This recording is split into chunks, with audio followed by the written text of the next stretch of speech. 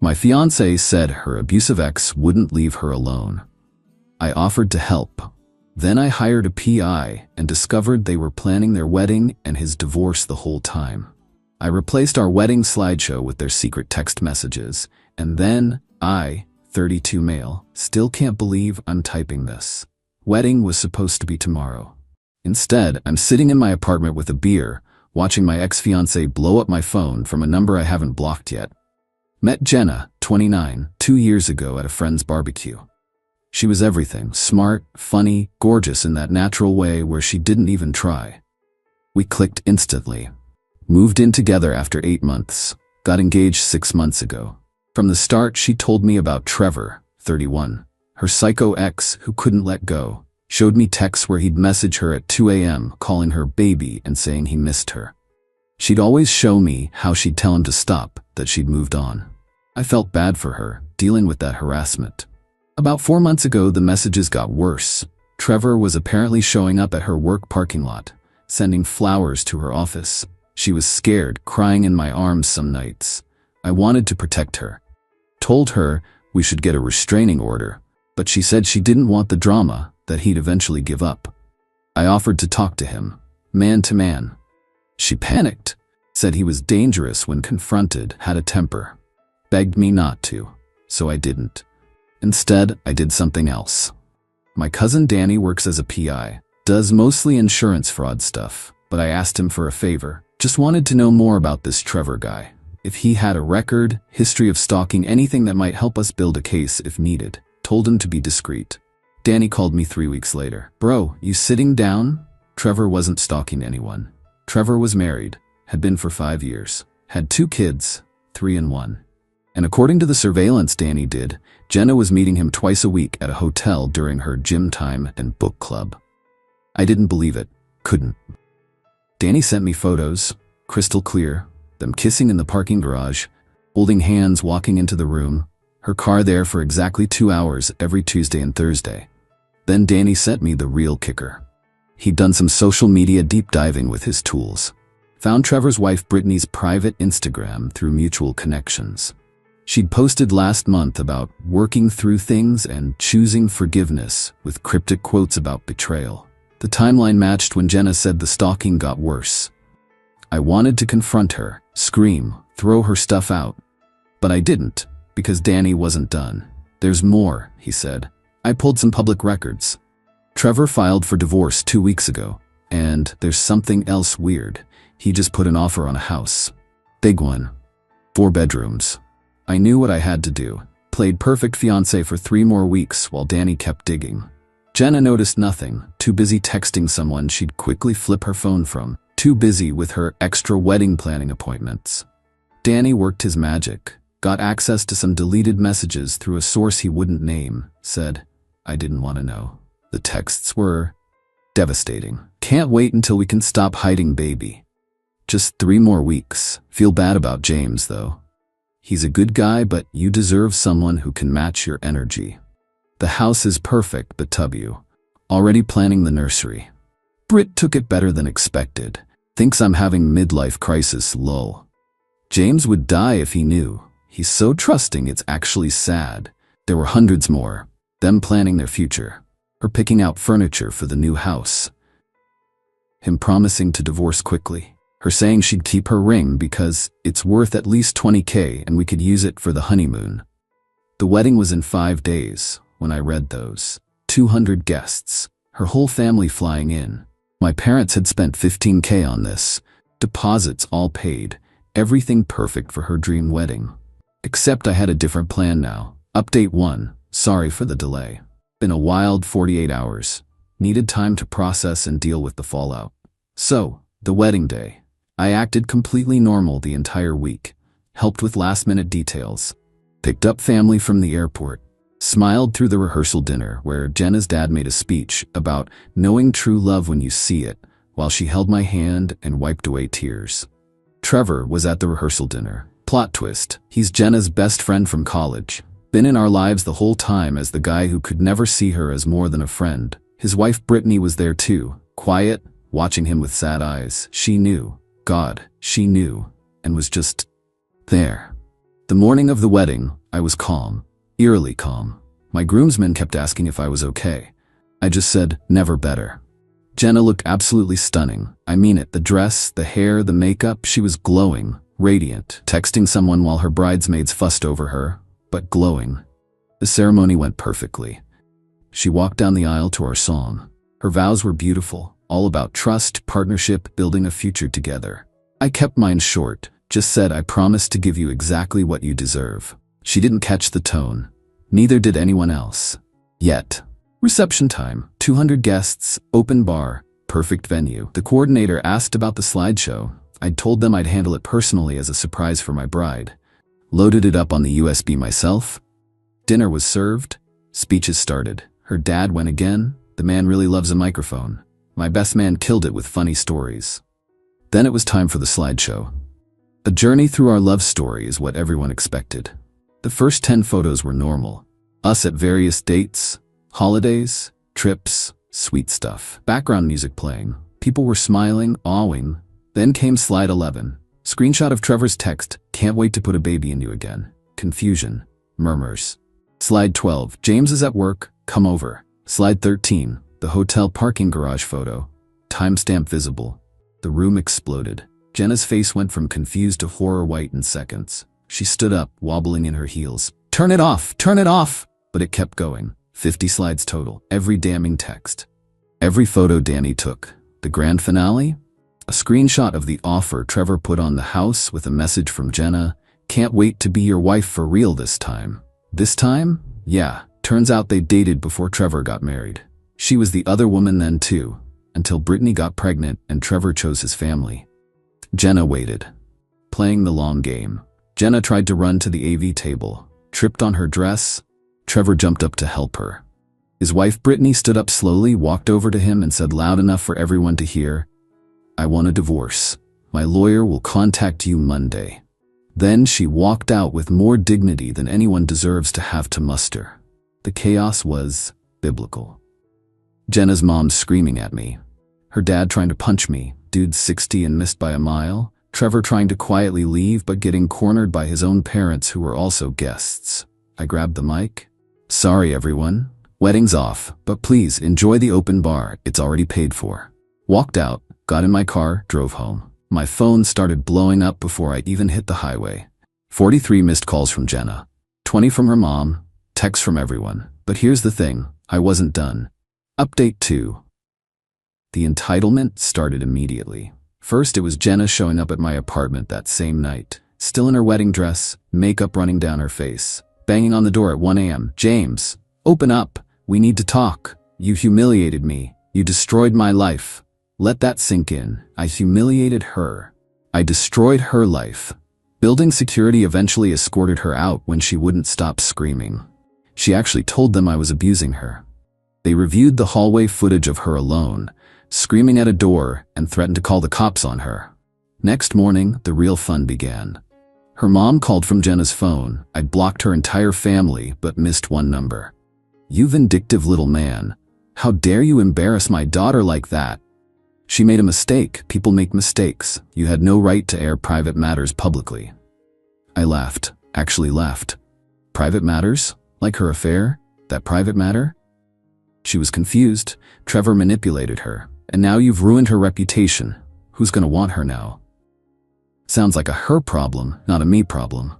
She threatened to sue me for, I kid you not, defamation of character and intentional infliction of emotional distress. I told her good luck with that and hung up. But Jenna wasn't done. Oh no. She escalated. Day 3 post-wedding. She somehow convinced our mutual friend Heather that I'd been abusive throughout our relationship. That's why she sought comfort with Trevor. Heather called me disgusting and said Jenna was staying with her. Cool, one less fake friend to deal with. Day 4. Jenna tried to access our joint credit card for the honeymoon trip, except joke's on her. I'd removed her as an authorized user 3 days before the wedding. The card declined. She sent me a Venmo request for $3,500 with the note, "You owe me," for the emotional damage. I declined it with the note, "Lol no." This is where it gets good. Trevor's wife Brittany reached out. We met for coffee. Turns out Trevor had been promising to leave her for 2 years. The divorce he filed? He'd been telling Jenna it was almost done, but hadn't even served Brittany yet. He'd been stalling, trying to figure out how to keep the house and avoid alimony. The house he put an offer on? He'd forged Brittany's signature on the mortgage application using their joint assets. Brittany was done playing nice. She'd already hired a shark of a divorce attorney, and guess what? In our state, adultery affects asset division. She had everything documented, including some very spicy photos Trevor had sent that included identifying features of my apartment in the background. They'd been using my place when I was at work. But here's the best part. Brittany found out Trevor had a gambling problem. He'd blown through their savings, taken out secret credit cards. The house he was buying for him and Jenna? He couldn't actually afford it. He was expecting Jenna's income and my guilt money to cover it. Day 6. My company's HR called. Someone had sent them an anonymous tip that I was mentally unstable and had publicly humiliated a coworker. Jenna didn't even work at my company, so this made no sense. They were required to investigate but found nothing because there was nothing. The IP address of the email traced back to Heather's apartment, where Jenna was staying. I was done playing defense. Update 3. Time to go on offense. First, I compiled everything. Every receipt, every screenshot, every photo. Made a beautiful little folder. Then I did something petty. Maybe too petty. But she'd tried to get me fired, so I sent it to her work. See, Jenna worked at a nonprofit that specifically focused on women's empowerment and healthy relationships. Their whole brand was about supporting women and promoting trust and honesty. Their social media was full of quotes about integrity. I didn't send it to be malicious. I sent it because Trevor also worked there. He was their finance director. She was the event coordinator. They'd been using company time and resources for their affair. Multiple hotel receipts were dated during work hours. The parking garage photos, taken when they were supposedly at a conference. I sent it to the board of directors with a note. I thought you should know what your leadership team does during work hours with company resources. They were both fired within a week. Turns out there's a morality clause in their contracts. And using the company credit card for hotel rooms, Trevor thought he was slick, but Danny had found those receipts too, is fraud. But Jenna wasn't done. She escalated again. She started a social media campaign, posted on every platform about how I was an abuser who had trapped her, how Trevor was helping her escape, how I'd ruined their chance at happiness out of spite. She started a crowdfunding campaign for rebuilding after abuse. It got $300 from her mom and Heather. Meanwhile, Trevor was dealing with Brittany's divorce lawyer. Remember that forged signature on the mortgage application? That's federal fraud. Brittany's lawyer made sure the bank knew. Trevor was now under federal investigation. Then Jenna did the stupidest thing possible. She reached out to my ex, Lisa. Tried to get her to publicly support her claims that I was abusive. One problem, Lisa and I ended amicably and are still friends. She sent me screenshots of Jenna offering her $500 to make a statement about my abusive behavior. Lisa's response was perfect. The only thing James ever abused was the snooze button. Good luck with your scam though. Lisa posted the screenshots, tagged everyone. The comments were brutal, but the best revenge? I didn't have to do anything else. Final update. It's been a month since the wedding that wasn't. Here's where everyone ended up. Trevor, under federal investigation for mortgage fraud. Brittany took him for everything in the divorce. He's living in his car because no one will rent to him with his destroyed credit and pending charges. Oh, and Brittany? She sent Jenna a thank you card for exposing the truth with a photo of her and the kids on a beach vacation paid for by Trevor's liquidated 401k. Jenna, after getting fired, she couldn't make rent. Heather kicked her out after 2 weeks because Jenna expected her to pay for everything and refused to even look for work. Moved back in with her parents in another state. Last I heard, she was working part-time at a mall kiosk selling phone cases. Her mom called me one more time to say I'd ruined a bright future. I reminded her that Jenna ruined her own future the moment she decided to sleep with a married man while engaged to another. The flying monkeys? Heather eventually reached out to apologize after Jenna stole $400 from her purse. Others who'd taken Jenna's side slowly came around as the truth spread. I didn't accept any of their apologies. When people show you they'll abandon you based on lies without even asking for your side, believe them. My family got about 70% of the wedding money back through cancellation insurance. The venue owner, who'd heard about everything, actually refunded the entire venue fee out of sympathy. My parents used the recovered money for a vacation to Italy. They send me photos daily. I'm in therapy, working through the betrayal. Not gonna lie, it messed me up. 2 years of my life with someone who could lie to my face every single day. But I'm doing better. Started rock climbing, always wanted to try it. Got a promotion at work. Turns out my boss was really impressed by how professionally I handled someone trying to get me fired. Sold the engagement ring and used the money for a motorcycle I'd been wanting for years. The hotel. Almost forgot this part. I tracked down the hotel they'd been using and explained the situation to the manager, along with evidence they'd been using it for their affair. Turns out they'd been getting a corporate rate using Trevor's company credentials. The hotel banned them both and sent the information to the company, which is how the company found out about the corporate card fraud in the first place. The house Trevor tried to buy, the offer fell through once the mortgage fraud came to light. The sellers actually sued him for the failed transaction since they'd turned down other offers. He now owes them $20 in damages. The wedding venue? They turned the screenshots into a training case for their staff about why they should always password protect AV equipment. They offered me a free anniversary party if I ever get married for real. Might take them up on it someday. Jenna's last text to me, sent from her mom's phone last week. I hope you're happy. You destroyed everything for what? Your pride? Trevor and I were meant to be together, and you ruined it out of spite. My response, you were meant to be together? Then why were you marrying me? And I didn't destroy anything. I just showed everyone who you really are. You destroyed everything by being that person in the first place. Then I blocked that number too.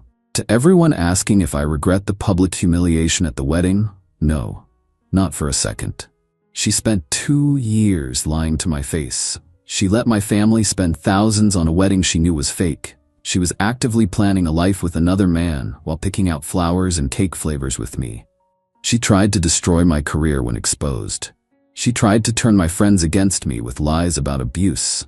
The slideshow was the minimum she deserved. Sometimes the best revenge isn't what you do to someone. It's just pulling back the curtain and letting everyone see who they really are. The rest takes care of itself. Trevor, if you're reading this from the Wi-Fi at McDonald's or wherever you're parking your car these days, was she worth it? Jenna, if you're reading this on your break at the phone case kiosk, he was never going to leave his wife for you. You were always the side piece. Even when you were the main character in my life, you were still the side piece in his. And to anyone else dealing with betrayal like this, document everything. Trust your gut, and never be afraid to let the truth speak for itself. Even if that means doing it in front of 200 wedding guests. Peace out.